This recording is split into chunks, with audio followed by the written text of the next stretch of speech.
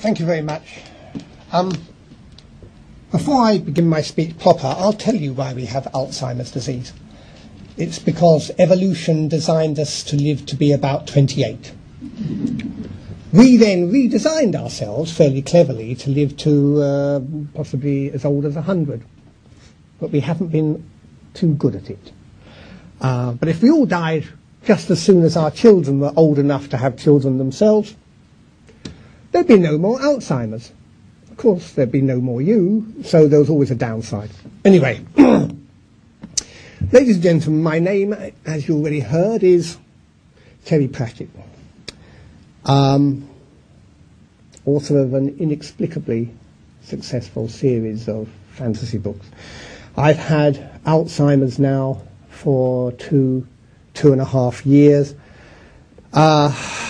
I don't understand very much about it. It's a rare variant, and if you're going to have Alzheimer's, it's a good one to have. So, a stroke of luck there then. Good, you are allowed to laugh. I'm supposed to be a funny man.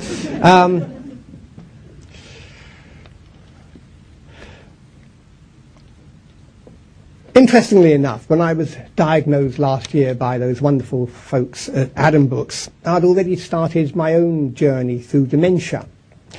Now, for those of you whose experience with computer games last consisted of looking at Lara Croft's buttocks, you may not be aware that they have moved on tremendously in the last 10 or 15 years.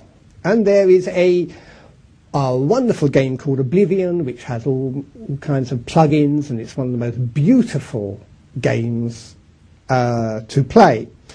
And I've been exploring dementia, which is next door to mania, quite a nice place, wonderful scenery, very attractive people, many of whom you kill.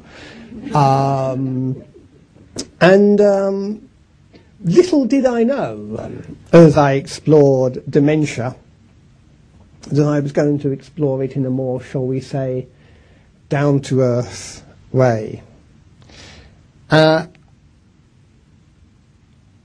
It's hard to get across the experience of a man in his 50s who finds that he has Alzheimer's. I reacted to the situation in the reasonably typical way, with a sense of loss and abandonment and a violently violently coherent rage, which made Lucifer's fury as he was cast into the depths of hell, as chronicled by John Milton, seem a bit miffed by comparison. I want to go on writing. You can't write books when you're dead. Well, unless your name's Hubbard. It's a nasty disease. It's surrounded by shadows and small, largely unseen tragedies. People don't know what to say unless they've had it in the family, and it's surprising how many families have had experience. And then they say, well, there'll be a pill in 5 years. I don't think there's going to be a pill in 5 years. I think in 5 years, there's going to be a pill in 5 years. What I think there might be is a regime, but this is just a kind of hunch. People ask me why I announced that I had Alzheimer's, and my response was, why not? I hadn't actually done anything wrong. I remember when I was a kid, there was this thing called a long illness.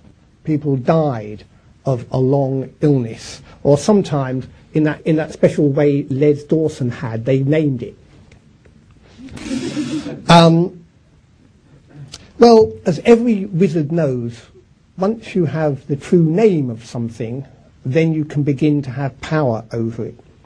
Well, we started to name cancer out loud, and that was the first step in its taming.